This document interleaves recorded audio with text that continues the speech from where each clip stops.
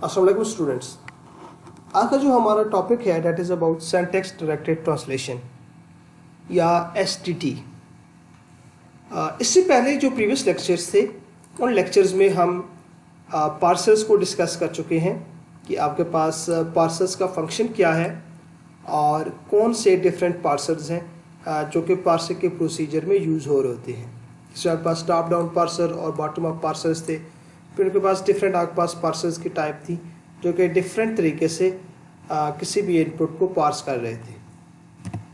लेकिन जो पार्सर है वो आपके पास इनफ नहीं है किसी भी इंस्ट्रक्शन को एग्जीक्यूट करने के लिए, क्योंकि जो पार्सर्स हैं वो सिर्फ आपको इंस्ट्रक्शन का सिंटैक्स बता रहे होते हैं कि क्या इस इंस्ट्रक्शन का सिंटैक्स आपके गिवन ग्रामेटिकल रूल्स को फॉलो कर रहा है या नहीं कर रहा। इसमें आपके पास एग्जीक्यूशन के लिए कोई भी इंफॉर्मेशन नहीं है। जैसे अगर आप इस इनपुट को देखें तो जब आप इस इनपुट को पार्स करेंगे किसी भी पार्सर के through using a grammatical rule, तो at the end of parsing वो पार्सर आपको सिर्फ ये बताएगा कि क्या ये जो इनपुट है ये ग्रामेटिकल रूल को फॉलो कर रही है या नहीं कर रही।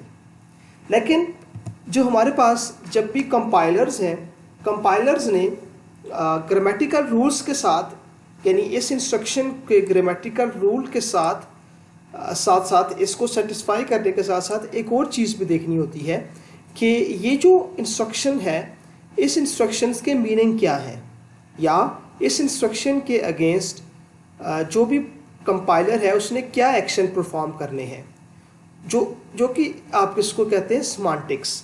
यानी ये जो आपके पास इसका स्ट्रक्चर है डेट इज सिंटैक्स, और इसके अगेंस्ट जो भी ऑपरेशन परफॉर्म होगा डेट विल बी सेमांटिक्स। तो अगर आप इंस्ट्रक्शन की सेमांटिक्स देखें तो बेसिकली ये इंस्ट्रक्शन ये कह रही है कि आपने दो वेरिएबल्स या दो वैल्यूज़ 4 और 6 को ऐड करना है और उसके बाद एक वेरिएबल x है उस वेरिएबल में ये वैल्यू सेव करनी है। तो ये इसके सेमांटिक्स हैं। तो सेमांटिक्स जो है वो सिर्फ आप सिंटैक्स या सिंपल ग्रामर के थ्रू डिफाइन नहीं कर सकते, उसके लिए आपको कुछ एक्स्ट्रा इन्फॉर्मेशन चाहिए होती है और उन एक्स्ट्रा इन्फॉर्मेशंस को हम कहते हैं सेमांटिक रूल्स या सेमांटिक एक्शंस। तो ये जो सेमांटिक रूल्स हैं ये बहुत इंपॉर्टेंट है। ये आपके पास यूज़ हो रहे होंगे जब आप इंटरमीडिएट कोड जनरेशन करेंगे या अल्टीमेट कोड जनरेशन करेंगे। तो अब आपके पास जो एसटीटी है बेसिकली वो है क्या, वो आपके पास ग्रामर और प्लस डिफरेंट सेमांटिक रूल्स, ये दोनों चीज़ें मिलके आपके पास सिंटैक्स डायरेक्टेड ट्रांसलेशन का काम कर रहे होंगे। और इसमें जो सबसे इम्पोर्टेंट चीज़ है वो ये है कि आपके पास सिंटैक्स एनालिसिस और सेमांटिक एनालिसिस ये दोनों पैरेलल में काम कर रहे होंगे। यानी जो आप किसी भी इनपुट को पार्स कर रहे होंगे उसके साथ साथ आप उसके सेमांटिक रूल्स को भी एग्जीक्यूट कर रहे होंगे, ताकि जब आपके पास जो सिंटैक्स है उसकी जब पार्सिंग कंप्लीट हो तब उसके साथ ही आपके पास उस इंस्ट्रक्शन के सेमांटिक्स भी कंप्लीट हो चुके हों।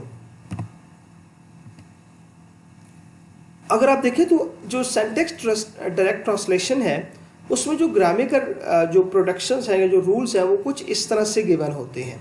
इसमें जो सिंपल आपके पास ग्रामर है उस ग्रामर के साथ ही आपके पास सेमांटिक एक्शंस भी गिवन होते हैं। इन सेमांटिक एक्शंस का मतलब ये है कि जब आपके पास ये प्रोडक्शन एग्जीक्यूट होगी या ये प्रोडक्शन रिड्यूस होगी या ये प्रोडक्शन यूज़ होगी तो उसके अगेंस्ट आपने क्या एक्शन परफॉर्म करना है। ये आपके पास हर इंस्ट्रक्शन के अगेंस्ट ये सेमांटिक रूल्स या सेमांटिक एक्शन गिवन होंगे। तो अब हम एक इनपुट को ज़रा देखते हैं कि ये जो इनपुट है जब हम इसको पार्स करेंगे और इसके साथ ही हम डिफरेंट सेमांटिक रूल्स अप्लाई करेंगे तो हमारे पास जो अल्टीमेट आउटपुट है वो किस तरह की आउटपुट होगी। तो ऑब्वियसली जब आप एसटीटी के लिए जाएंगे तो सबसे पहले आप इसकी पार्सिंग करेंगे और पार्सिंग में आपके पास कुछ इस तरह से ट्री जनरेट होगा। अब आप चूँकि यहाँ पे जो हम एसटीटी में जो पार्सिंग कर रहे हैं लेट्स से वो टॉप डाउन पार्सर है, तो बॉटम अप पार्सर है। तो बॉटम अप पार्सर में क्या होता है कि आप किसी भी लीफ को रिड्यूस करते हैं विद इंटरमीडिएट नोड और इसी तरह से इंटरमीडिएट नोड जो है वो नेक्स्ट इंटरमीडिएट नोड के साथ रिड्यूस होती है और अल्टीमेटली आप रूट तक पहुंचते हैं। तो लेट्स से हम यहाँ पे बॉटम अप पार्सर्स को यूज़ कर रहे हैं। तो यहाँ पे STT को एग्जीक्यूट करने का जो प्रिंसिपल है वो ये है कि आप लेफ़्ट से स्टार्ट करेंगे और राइट की तरफ मूव करेंगे, और जो आपके पास कहीं पे भी कोई रिडक्शन हो रही होगी उस रिडक्शन के अगेंस्ट जो भी एक्शन होगा वो एक्शन आप परफॉर्म करते जाएंगे। तो अगर आप यहाँ पे देखें तो जब हम लेफ्ट से स्टार्ट करेंगे, जो पहली रिडक्शन है वो आपके पास यहाँ पे हो रही है, f is replaced with number. ये आपके पास पहली रिडक्शन है। तो इस रिडक्शन में अगर आप देखें तो जो f के सिमेंटिक रूल है वो ये बता रहे हैं कि f की value is equal to number dot lexical value, यानी नंबर की जो भी वैल्यू है वो वैल्यू आप f को असाइन कर दें। तो यहाँ पे नंबर की वैल्यू 2 है, तो नंबर की जो वैल्यू है 2 है, तो f की वैल्यू भी 2 हो जाएगी। जैसे यहाँ पे आप देख सकते हैं f की वैल्यू 2 हो चुकी है। इसी तरह से जब आप फर्दर मूव करेंगे तो f जो है वो t के साथ रिड्यूस हो रहा है। तो अब f जो है वो t के साथ रिड्यूस हो रहा है, तो वहाँ पे ये वाली जो प्रोडक्शन है ये यूज़ हो रही होगी, और ये प्रोडक्शन आपको बता रही है कि आपने जो भी f की वैल्यू है वो वैल्यू t की वैल्यू को असाइन कर देनी है। तो f की वैल्यू 2 है तो t की वैल्यू भी 2 हो जाएगी। इसी तरह से फर्दर मूव करेंगे तो t जो है वो रिड्यूस हो रहा है विद e, और वहाँ पे आपके पास ये सेकंड प्रोडक्शन यूज़ हो रही है, t is reduce with e। तो यहाँ पे भी वही प्रोडक्शन रूल है, वही आपके पास सिमेंटिक रूल है कि e की value is equal to t dot value. t की वैल्यू 2 है तो e की वैल्यू भी 2 हो जाएगी। अब अगर आप यहाँ पे उसके बाद देखें तो आपके पास यहाँ पे प्लस है, लेकिन प्लस जो है वो किसी भी सिंबल के साथ रिड्यूस नहीं हो रहा, बल्कि अब जब आप नीचे की तरफ आएंगे तो फिर यहाँ पे जो नेक्स्ट रिडक्शन है वो नंबर की है विद f। तो अगर आप रूल देखें तो again f is replaced with number, तो f की जो भी वैल्यू है, नंबर की जो भी वैल्यू है वो f को असाइन हो जाएगी। नंबर की वैल्यू 2 है तो f की वैल्यू भी 2 हो जाएगी। इसी तरह से नेक्स्ट जो रिडक्शन हो रही है वो आपके पास f रिड्यूस हो रहा है विद t। अगर आप इसके सिमेंटिक रूल को देखें तो सिमेंटिक रूल ये बता रहा है कि जो भी f की वैल्यू है वो वैल्यू आप t को असाइन कर दें। तो जो भी f की वैल्यू है वो आप t को असाइन कर चुके हैं। उसके बाद अगेन जो मल्टीप्लिकेशन है वो किसी भी नॉन टर्मिनल सिंबल के साथ रिड्यूस नहीं हो रही, तो हम उसको फर्दर राइट की तरफ मूव करेंगे। तो जब राइट की तरफ मूव करेंगे तो आपके पास नंबर है, और नंबर जो है वो f के साथ रिड्यूस हो रहा है। तो आपके पास जो लास्ट प्रोडक्शन है, ये लास्ट प्रोडक्शन यहाँ पे एक्शन में इसका एक्शन परफॉर्म होगा, और f की वैल्यू जो भी नंबर की लेक्स वैल्यू है उसके अगेंस्ट हो जाएगी, डेट इज़ 4। और उसके बाद फिर आप टॉप की तरफ मूव करेंगे। तो अगर आप यहाँ पे देखें जो t है, नेक्स्ट जो रिडक्शन है वो t की है, लेकिन यहाँ पे t जो रिड्यूस हो रहा है वो t मल्टीप्लाई बाय f, यानी ये जो आपके पास थर्ड प्रोडक्शन है ये प्रोडक्शन यहाँ पे यूज़ हो रही है। और ये प्रोडक्शन आपको बता रही है कि जो भी t की वैल्यू है और जो भी f की वैल्यू है उन दोनों को आप मल्टीप्लाई करें और उसको t की वैल्यू के अगेंस्ट सेव कर दें। तो जब आप इन दोनों को मल्टीप्लाई करेंगे तो आपके पास 12 होगा, और 12 की वैल्यू जो है वो आपके पास t में सेव हो जाएगी। और इसी तरह से जब आपके पास जो लास्ट रिडक्शन है वो आपके पास है e की, और उसके अगेंस्ट क्या है e प्लस t। तो अगर आप देखें तो जो पहली प्रोडक्शन है वो है e प्लस t, और उसके अगेंस्ट जो सिमेंटिक रूल है वो ये कह रहा है कि आपने e और t की वैल्यू को ऐड करना है और अल्टीमेटली e की वैल्यू को असाइन कर देना है। जब ये दोनों ऐड होंगे तो आपके पास 14 होगा। तो अगर आप इस पूरी एग्जांपल को देखें तो आपके पास जैसे जैसे सिंटैक्स एनालिसिस परफॉर्म हो रहे हैं उसके अगेंस्ट जो भी आपने एक्शन परफॉर्म करना है, जो भी उसके सिमेंटिक रूल्स हैं वो भी उसके अगेंस्ट परफॉर्म हो रहे हैं। इसी तरह से आपके पास जो पार्सर्स हैं वो 2 तरह के हैं, हम पहले भी डिस्कस कर चुके हैं, टॉप डाउन पार्सर और बॉटम अप पार्सर्स। तो अब यहाँ पे हम देखते हैं कि टॉप डाउन पार्सर्स में आपके पास किस तरह से STT का एक्शन परफॉर्म होगा। अगर आप इसे प्रीवियस एग्जांपल में देखें तो आपके पास जो राइट साइड थी वो सिर्फ e plus t, t multiply by f और f था, और इसमें आपके पास राइट साइड को आप रिड्यूस कर रहे थे विद लेफ्ट साइड, और फिर आपके अगेंस्ट उसके अगेंस्ट जो भी एक्शन था या जो भी सिमेंटिक एक्शन था आप वो परफॉर्म कर रहे थे। लेकिन टॉप डाउन पार्सर्स में क्या होगा कि आपके पास ये जो ई है, ऑब्वियसली आप ई को टॉप डाउन पार्सर में ई को सबसे पहले जिसके अगेंस्ट आपने से पार्स करना, जिसके अगेंस्ट आपने से एक्सपेंड करना है वो लिखेंगे। जैसे यहाँ पे देखिए तो आपके पास एक्सपेंड हो रहा है ई प्लस टी, लेकिन इसके साथ आपके पास ये सिमेंटिक एक्शन भी है, तो आप यहाँ पे इस सिमेंटिक एक्शन को भी ई के अगेंस्ट एक्सपेंड करेंगे। प्लस से यहाँ पे मैं ये पूरा एक एक्शन लिखता हूँ प्रिंट प्लस, लेकिन चूँकि ये जो आपके पास सिमेंटिक एक्शन है ये काफ़ी लेंथी हो जाता है, तो आप ये कर सकते हैं कि ये जो सिमेंटिक एक्शंस हैं इनको आप डिफरेंट नंबर्स असाइन कर दें। जैसे लेट्स से पहले को मैं कहता हूँ जी नंबर 1 है, दूसरा नंबर 2 है, नंबर 3, नंबर 4 एंड नंबर 5। तो उससे होगा क्या कि जब हम टॉप डाउन पार्सिंग कर रहे होंगे तो हमें आसानी हो जाएगी। लेट्स से जब मैं पहले ई को एक्सपेंड करूँगा तो ई जो है वो एक्सपेंड होगा विद ई, उसके बाद प्लस और उसके बाद टी और उसके बाद उसका सिमेंटिक रूल जो कि आपके पास 1 है। तो इस तरह से आप इसको एक्सपेंड कर सकते हैं। तो लेट्स से अगर आपके पास ये एक वही इनपुट है जो हमने प्रीवियस एग्जांपल में देखी है 2 + 3 × 4, और देखते हैं कि ये यहाँ पे किस तरह से पार्स होगी। तो जब आप इसका टॉप डाउन पार्सिंग के लिए जाएंगे तो जो उसका पार्स ट्री बनेगा वो कुछ इस तरह से जनरेट होगा, यानी E can be replace with E plus T और साथ ही सिमेंटिक रूल भी।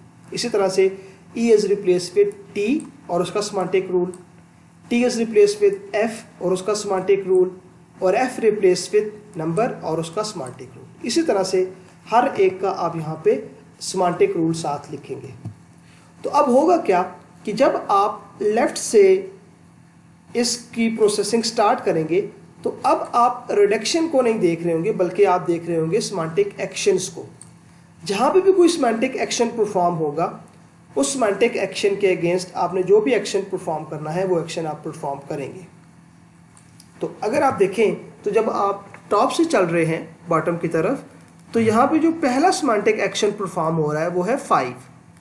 तो 5 के अगेंस्ट जो भी आपके पास एक्शन परफॉर्म होगा, जो भी इंस्ट्रक्शन एग्जीक्यूट हो रही है वो आप एग्जीक्यूट करेंगे।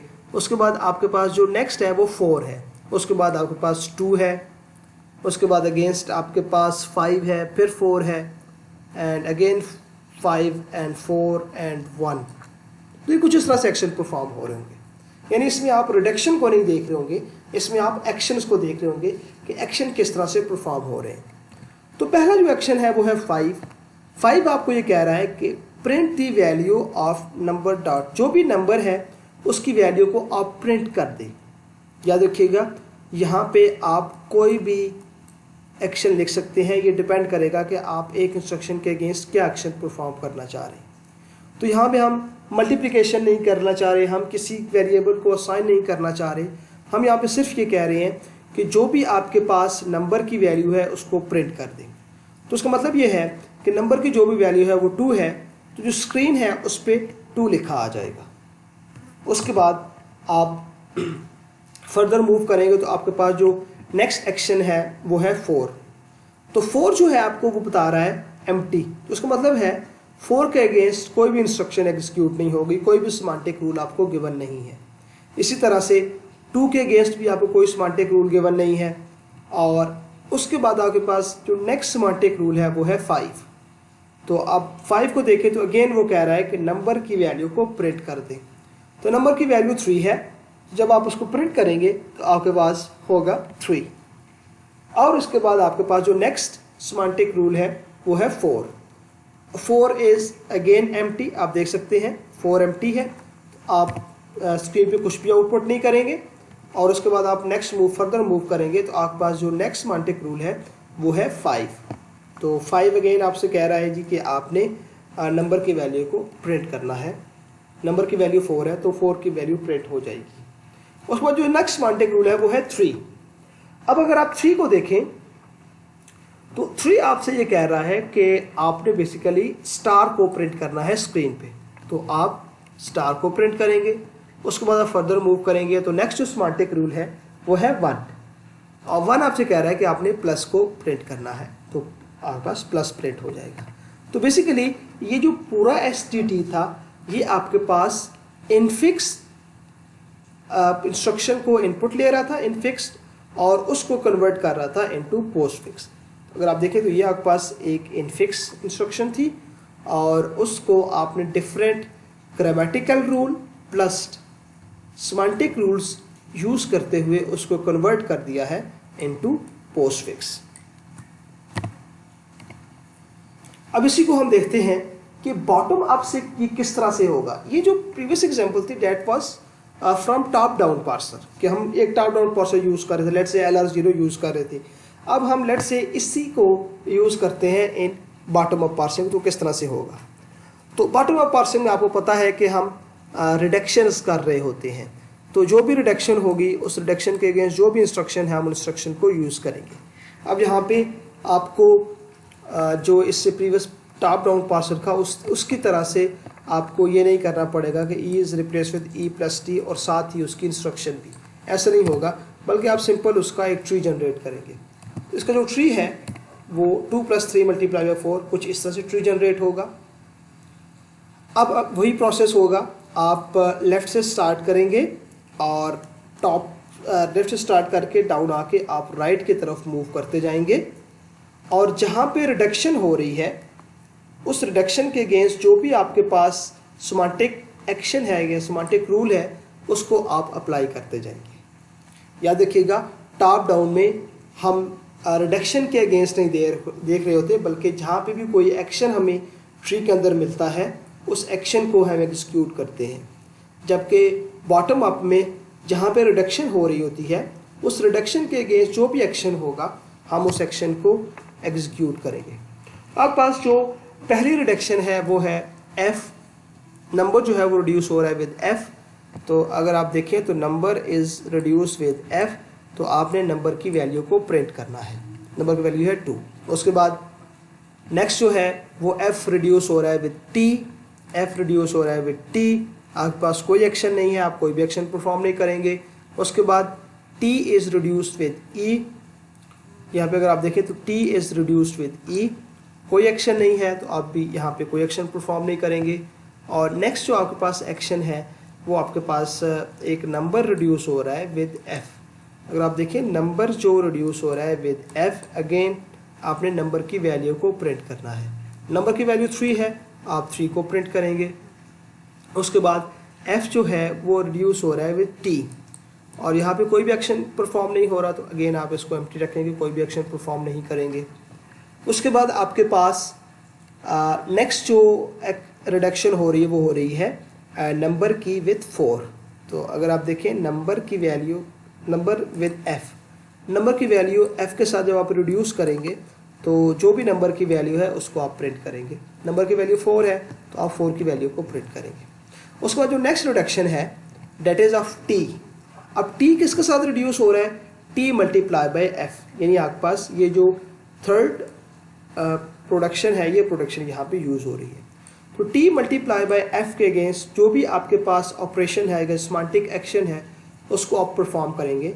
वो सिमेंटिक एक्शन ये कह रहा है कि आपने प्रिंट करना है स्टार को, तो आप यहाँ पे स्टार को प्रिंट करेंगे। उसके बाद आपके पास नेक्स्ट जो T है वो रिड्यूस हो रहा है विद E। तो यहाँ पे सिर्फ T रिड्यूस नहीं हो रहा, बल्कि यहाँ पे E प्लस और T ये तीनों रिड्यूस हो रहे हैं विद E। तो आपके पास ये जो पहली आपके पास प्रोडक्शन है ये यहाँ पे यूज़ होगी, और इस प्रोडक्शन का जो सिमेंटिक एक्शन है वो आपको ये कह रहा है आपने यहाँ पे प्लस को प्रिंट करना है। अब यहाँ पे प्लस को प्रिंट करेंगे तो आपके पास जो आउटपुट है वो कुछ इस तरह से आएगी। तो आप देख सकते हैं कि चाहे हम बॉटम अप पार्सर यूज़ करें या टॉप डाउन पार्सर यूज़ करें, तो हमारे पास जो अल्टीमेट आउटपुट है वो सेम होगी, क्योंकि हमारे पास जो सिमेंटिक जो STT है, जो पूरा STT है ये भी सेम है और इनपुट भी सेम है।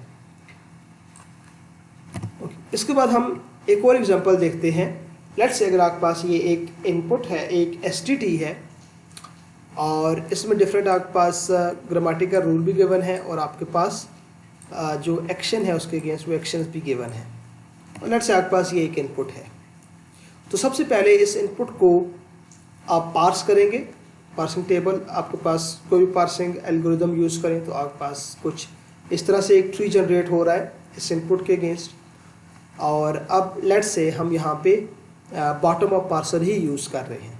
तो आप लेफ़्ट से स्टार्ट करेंगे और आप मूव करते जाएंगे टूवर्ड्स राइट, और जहाँ पे आपके पास रिडक्शंस हो रही हैं उन रिडक्शंस के अगेंस्ट जो भी एक्शंस हैं आप वो एक्शन परफॉर्म करते जाएंगे। तो अगर आप देखें तो पहली जो रिडक्शन है वो यहाँ पे y के अगेंस्ट s की रिडक्शन हो रही है। इससे पहले कहीं भी रिडक्शन नहीं है, अगर आप देखें तो कहीं भी कोई भी रिडक्शन नहीं हो रही। तो आपके पास जो y है that is reduce with s, क्योंकि ये सबसे लीफ पे है। तो y is reduce with s, तो उसका मतलब है प्रिंट 2, आपने स्क्रीन में प्रिंट करना है 2। उसके बाद आप जब राइट की तरफ मूव करेंगे तो आपके पास z जो है वो रिड्यूस हो रहा है विद w, सॉरी z नहीं, s और z ये दोनों रिड्यूस हो रहे हैं विद w। s और z जो आपके पास हैं वो आपको कह रहे हैं कि जब भी आपने s z को w के साथ रिड्यूस करना है तो आप स्क्रीन पे 3 प्रिंट करेंगे, तो यहाँ पे 3 प्रिंट होगा। उसके बाद ये जो तीनों हैं x, x और w ये रिड्यूस हो रहे हैं अगेंस्ट s। तो आप देख सकते हैं x, x, w जब s के अगेंस्ट रिड्यूस होंगे तो आपके पास स्क्रीन पे 1 प्रिंट होगा। और उसके बाद अगर आप देखें तो s और z जो हैं वो w के अगेंस्ट रिड्यूस हो रहे हैं। s और z w के अगेंस्ट रिड्यूस होंगे तो स्क्रीन पे 3 प्रिंट होगा, 3 प्रिंट हो चुका है। और उसके बाद x, x, w ये तीनों रिड्यूस हो रहे हैं विद s, तो जब ये तीनों रिड्यूस होंगे आपके पास स्क्रीन पे होगा 1। तो इसका मतलब ये है कि ये जो आपके पास STT था, इस STT के अगेंस्ट आपके पास ये इनपुट थी, और इस इनपुट के अगेंस्ट जो आपके पास सिमेंटिक एक्शंस हुए हैं उसकी वजह से आपके पास आउटपुट जो है स्क्रीन पे वो कुछ इस तरह से नज़र आई है। ये सिर्फ इस वजह से है आपके पास यहाँ पे सिमेंटिक रूल्स इस तरह से गिवन है।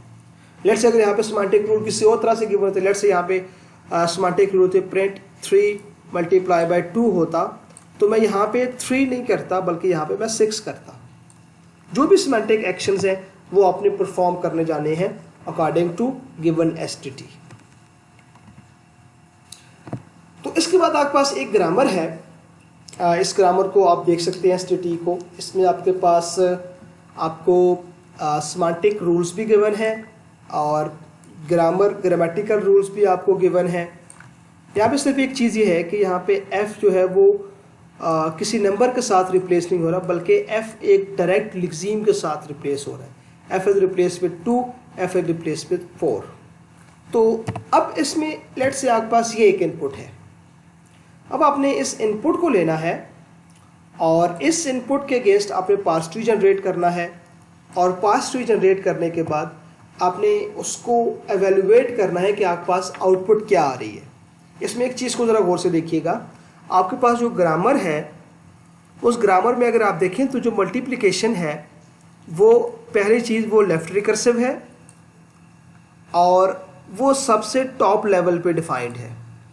इसी तरह से जो आपके पास माइनस है, जो नेगेटिविटी है, वो बेसिकली आपके पास राइट रिकर्सिव है, और वो मल्टीप्लिकेशन के हिसाब से अगर आप मल्टीप्लिकेशन के साथ उसको कंपेयर करें तो वो लोअर लेवल पे डिफाइंड है। तो उसका मतलब ये है कि ये जो ग्रामर है ये आपको ये कह रहा है कि जो माइनस है वो राइट एसोसिएटिव है और उसकी प्रेसिडेंस हाई है एज़ कंपेयर टू मल्टीप्लिकेशन।